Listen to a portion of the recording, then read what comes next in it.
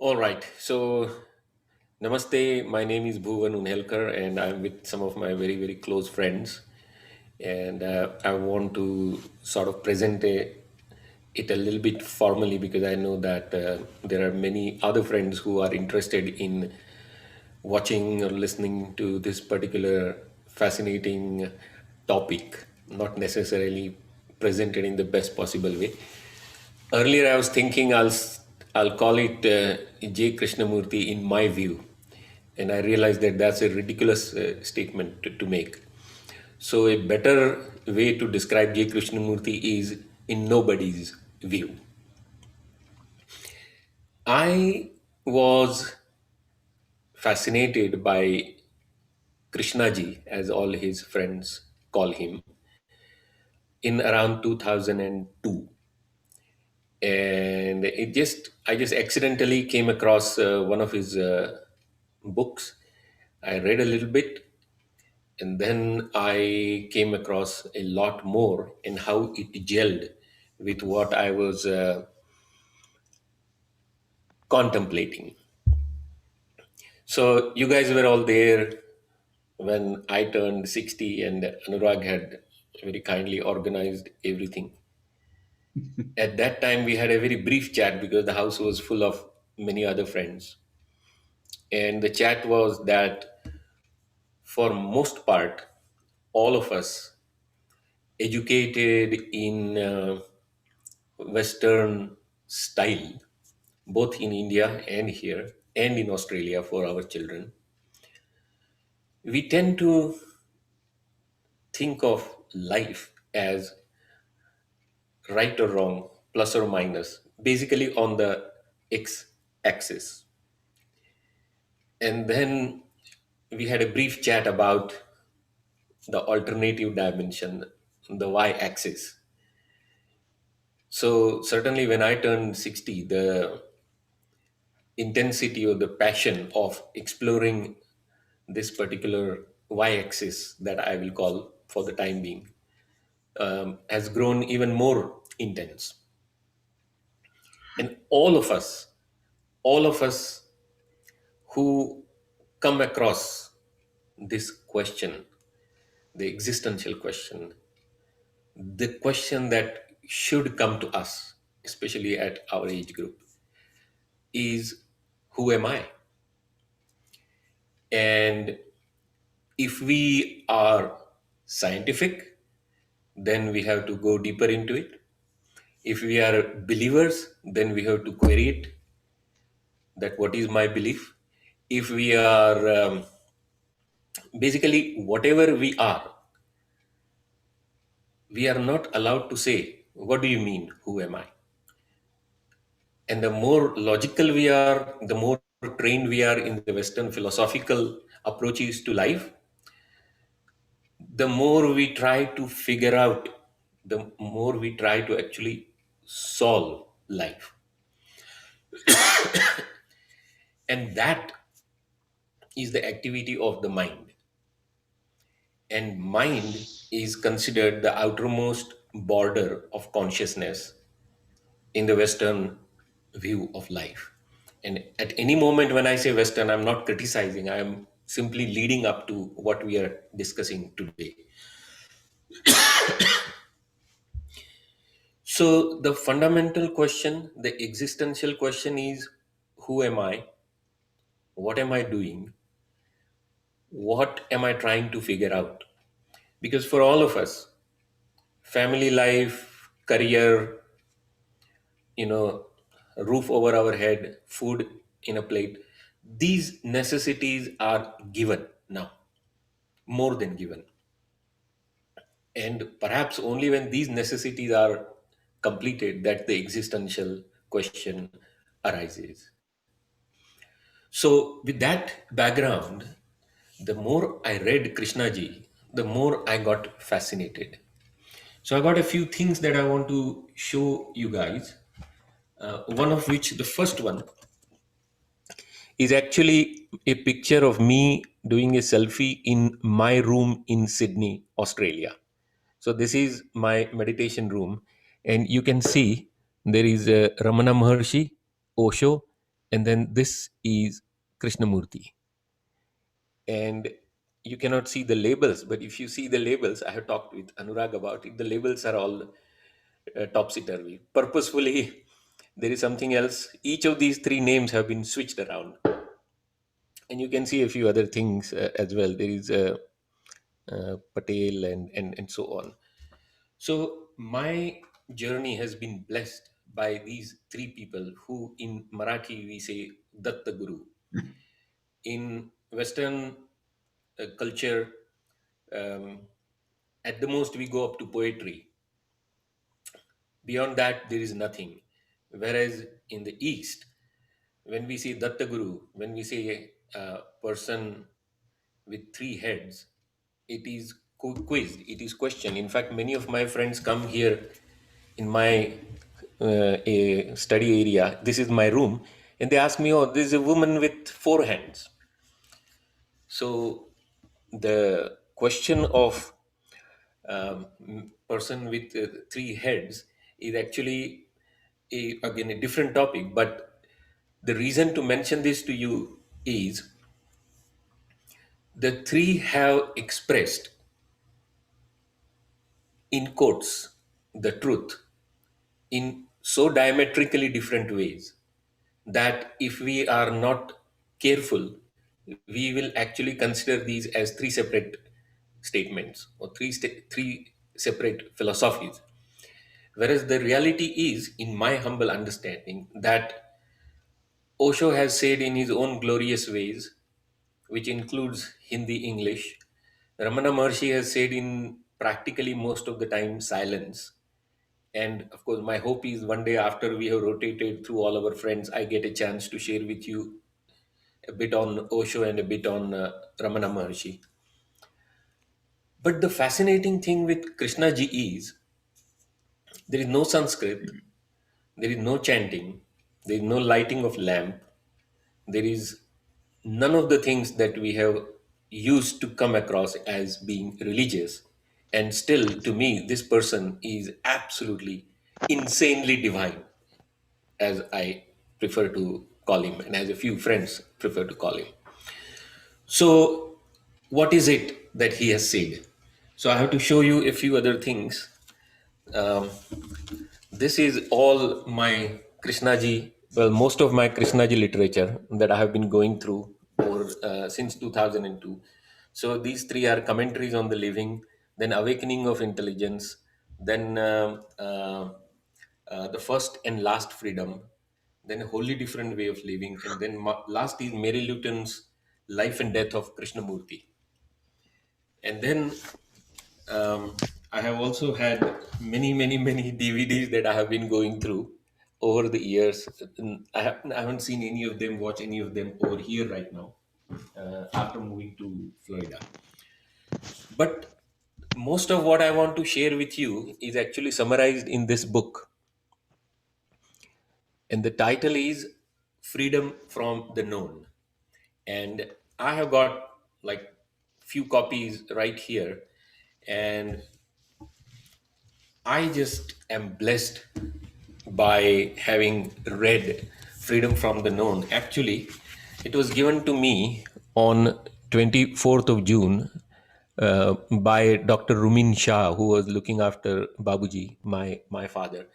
And so this was given in June 2006, 24th of June. And 1st August is when Babuji passed away. So this was the doctor he gifted me. He's a friend as well.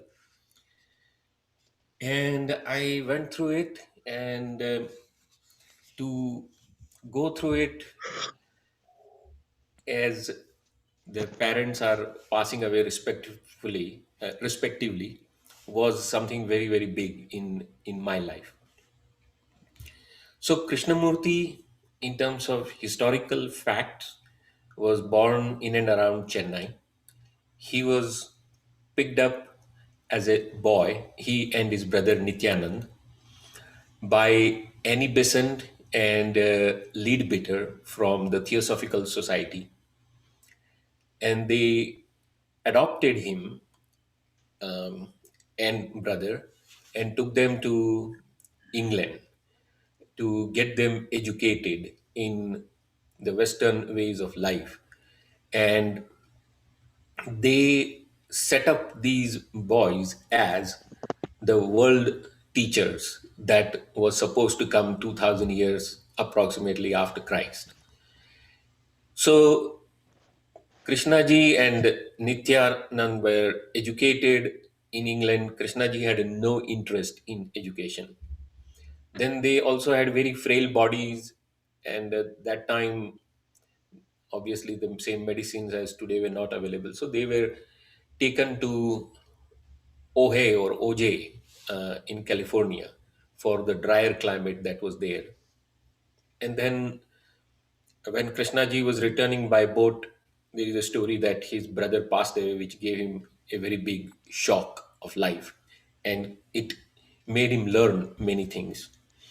So, a organization called Order of the Star or Order of the Star of the East, something like that, was formed, and Krishnaji was supposed to be the leader of this organization. And after having had his experiences with truth, he is one unique person who actually disbanded that entire organization. And he said that truth has no organization.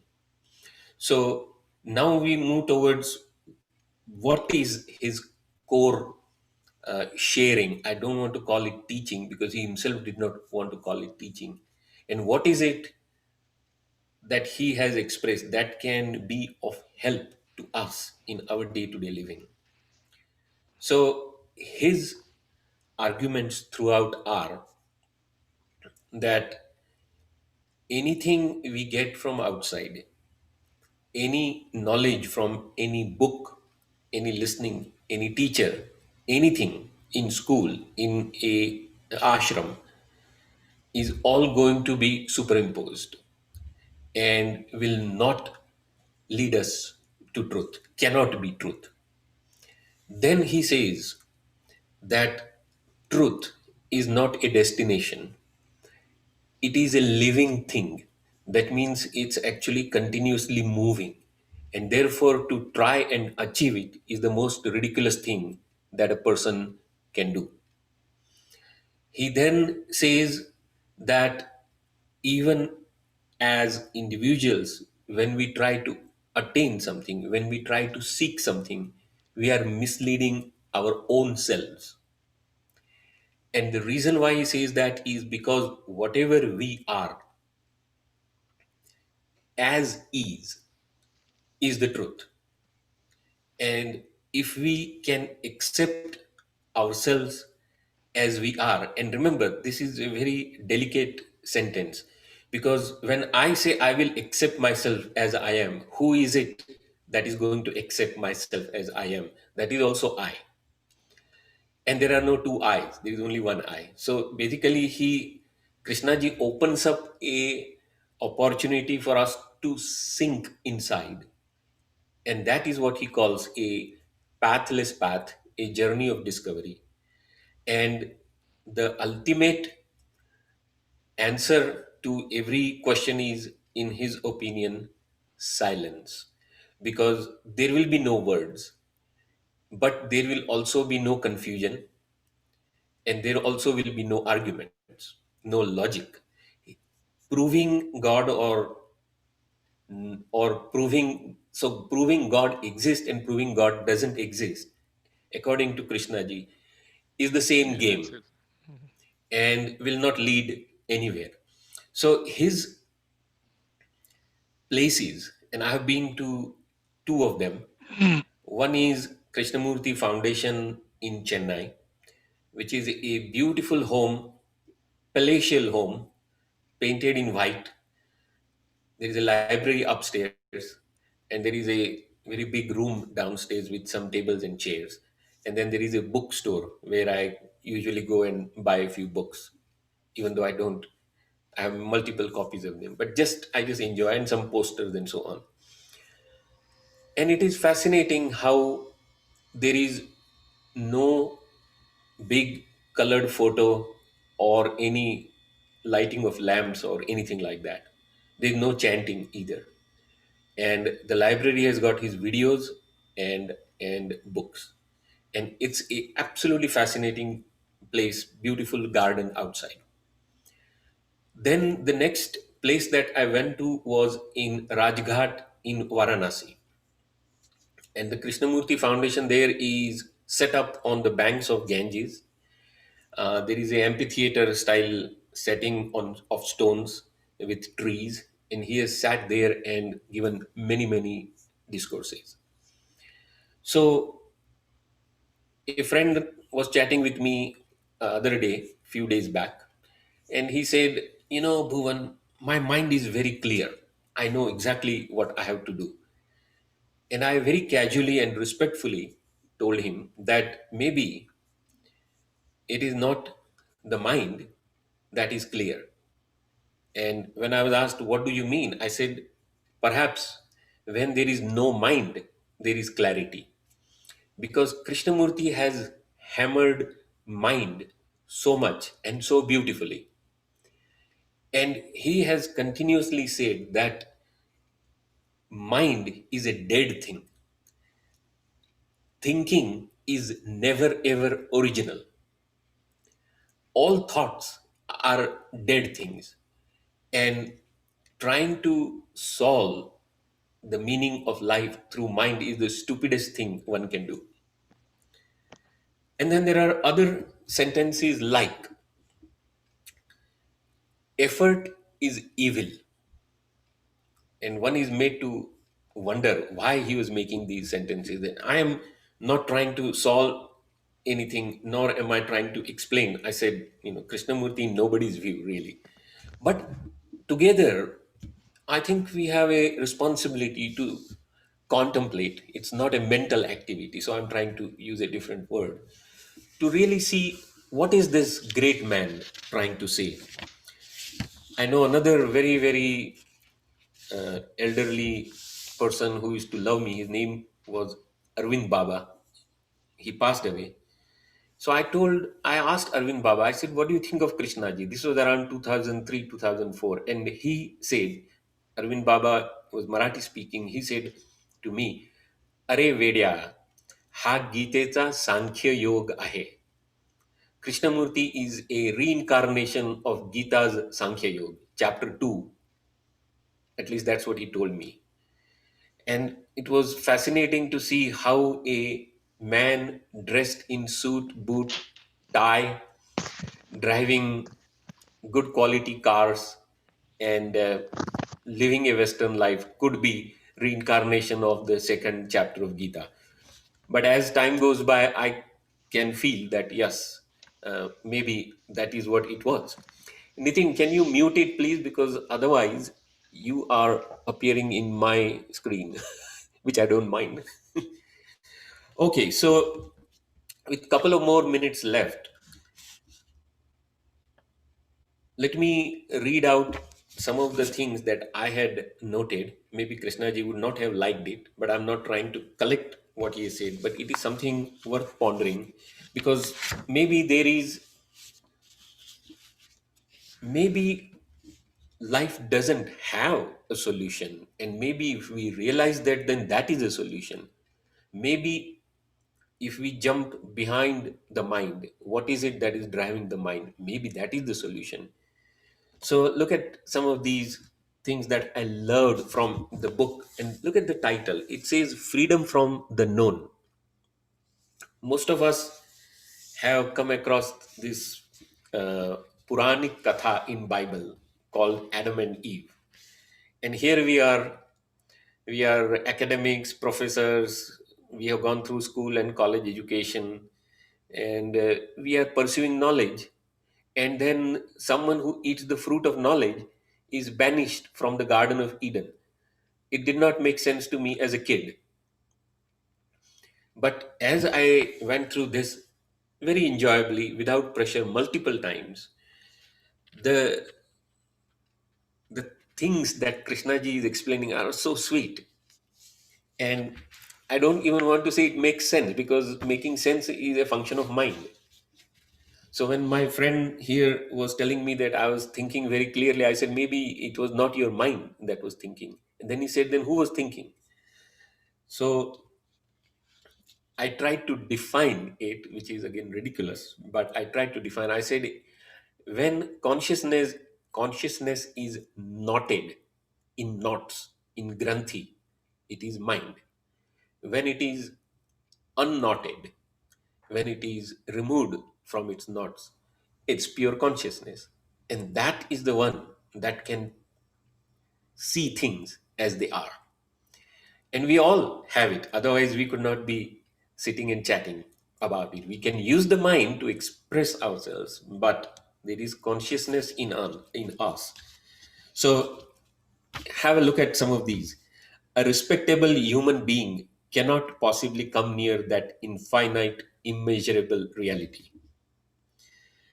Normally, we thrive on blaming others, which is a form of self pity. A confident man is a dead human being. Imagine this, and we are taught to be confident. There is no such thing as freedom of thought. That's sheer nonsense. That is one of the most dreadful statement you can make. I will try. And I was remembering Yoda in Star Wars, who says to Luke Skywalker, "There is no try." Maybe he was reading Krishnaji. Um, if you say, "I am free," then you are not free. A meditator can never meditate. Each of these statements can take half an hour to discuss or more. A meditator can never meditate. Why? Because meditation is undefined existence, and meditator is definition of me or you. Death is extraordinarily like life. So when you ask what is love, you may be too frightened to see the answer. Then, now to look is one of the most difficult things in life. When you act according to your principles, you are being dishonest. Couple of more. When there is love, there is no duty and no responsibility. And the last one, that is the first thing to learn, not to seek. So that is Krishnamurti for me. And I mean, there are other stories around him. Isha Sadguru has told a story about how when he entered the room, Krishnamurti was there, and otherwise a firm looking person, but Sadguru says that all he could feel was love. I know Osho has criticized Krishnamurti immensely throughout his discourses, but in the Osho ashram in Pune, where there is this external area where visitors can go, there is a small pond, a billabong, a small lake, and there is a banner, a plaque there which says, "Dedicated in loving memory of J Krishnamurti." And when I went to Tiruvannamalai and in the library at Ramana Ashram, there is a rack full of Krishnamurti.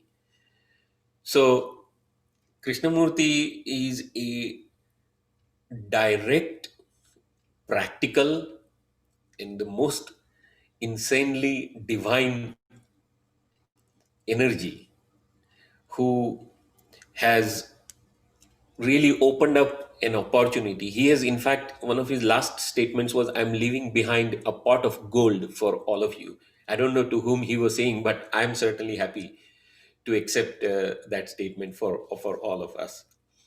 And there is no concept. So there is no question of whether we believe in God or not. Like Buddha, there is no discussion about God at all. Similarly, with Krishnamurti, there is no discussion about God. So here is my concluding statement of Krishnamurti. He says, especially in those commentaries on living, love does nothing, but without love, nothing can be done. Thank you.